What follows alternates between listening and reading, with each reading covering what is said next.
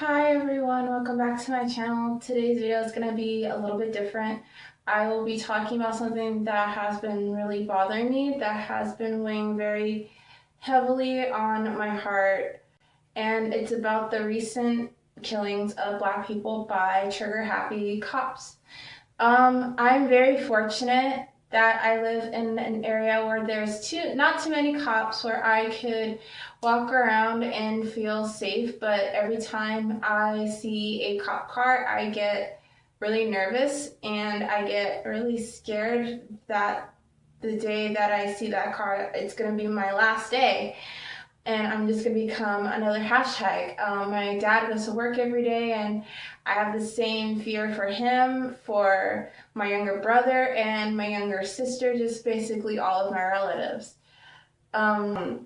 It's sad that we're being pulled over for our skin tone, not for us robbing a bank or murdering someone else or stealing a car or anything like that. It's just blatantly for our skin tone. And it's not even being pulled over by a cop, just being approached by a cop in general, like the Tamir Rice incident.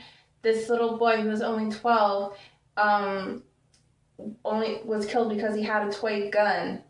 And, you know, the media and everyone else want to portray us as thugs and as people who are up to no good, and that's not us at all. I mean, yeah, there is, some bad people in our culture, but it's not every single one of us.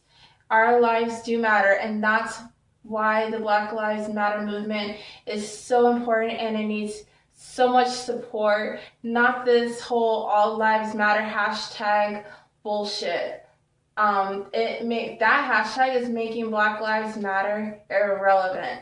And we're not saying that all lives don't matter, because they do, but right now, we're being killed for our skin tone. Not for anything else. We're being pulled over, we're being killed just blatantly because we are Black. They really don't care about us, as the Michael Jackson song says. And I just feel really sad that when I do have kids, I'm gonna bring them into a world where stuff like this happens. And I hope one day that this stuff does not happen.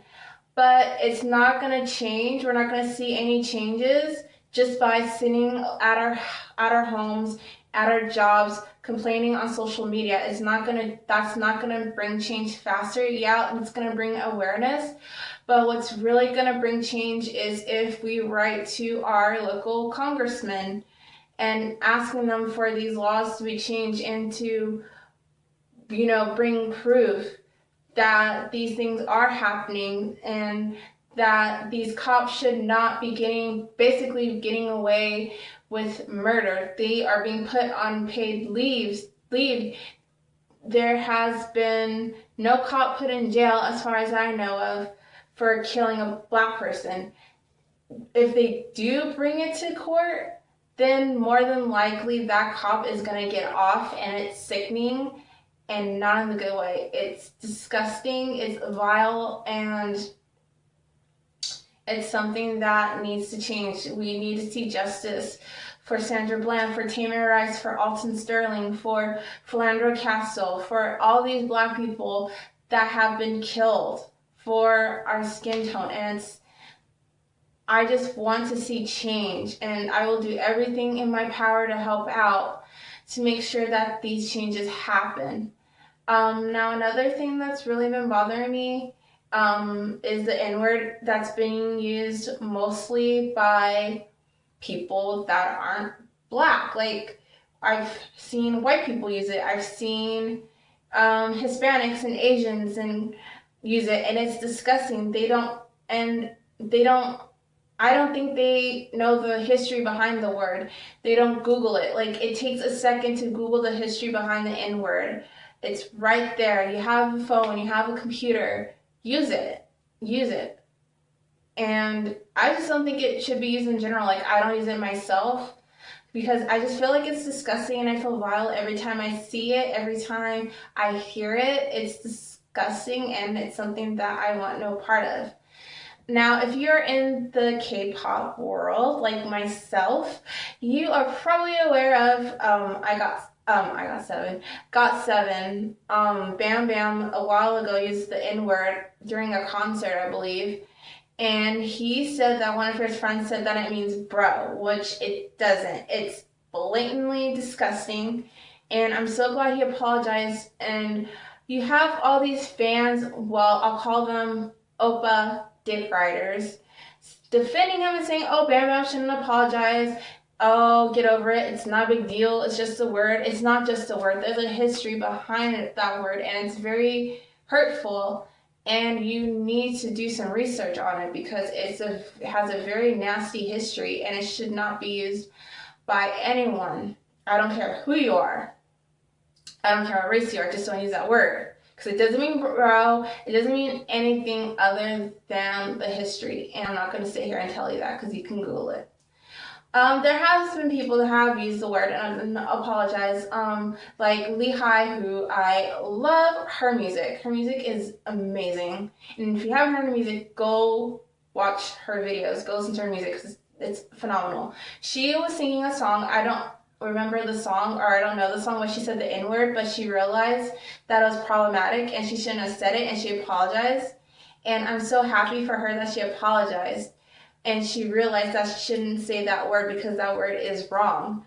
And I will never, ever in my life defend anybody that I love because I have a lot of love for, Taeyang and all these other artists that has used the N-word or has done blackface or anything like that in their past. I will never say, oh, they shouldn't apologize for that. I will never do that because that's just sweeping it under the rug. If they apologize for it, cool. More power to them. I'm glad they apologize. But I will never say, oh, he shouldn't apologize. It's just a word. Get over it. Blah, blah, blah. I will never do that in my life.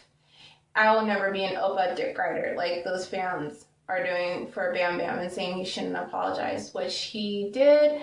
And I'm so glad. So props to you, Bam Bam, for apologizing for using the N-word. I hope you educate yourself. I hope you never use that word again.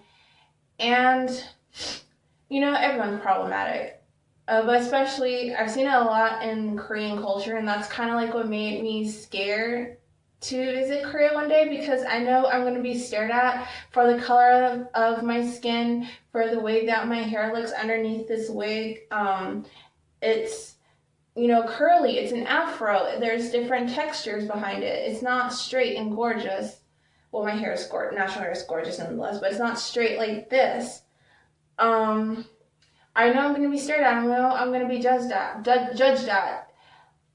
But yet and still, it's really scary for me that Korea is like that. And I know there's racism in every single country there on the planet, but especially in a country where I would love to visit one day. Like, that's my dream, to visit South Korea. I'm learning Korean right now. 안녕하세요. It's scary. And I know that I'm light skinned, but I'm not like this color of light. I'm not that color. So I just hope that my experience in Korea will be pleasant, and I just want things to change on this planet in general. I just want things to be better. I want to, not have my future children worry about them being killed for their skin tone, or having anyone that they love and they care for being killed for their skin tone. I want all this violence to just stop. We have to change. We have to make everyone realize that these killings is not okay, and it's not something that can just be swept under the rug and pretend like that never happened. Like, there's things that need to change, and I hope I see these changes in my lifetime. That's all I ever really wanted to say. I've been talking for 10 minutes now. So if you liked this video, give it a thumbs up. Don't forget to hit the subscribe button. Don't forget to comment. Check me out. All my social media accounts, they will be in the description box below. I will see you guys in my next video. I thank you so much for watching. Until then, stay beautiful, stay gorgeous, and stay sickening. Mwah. Bye.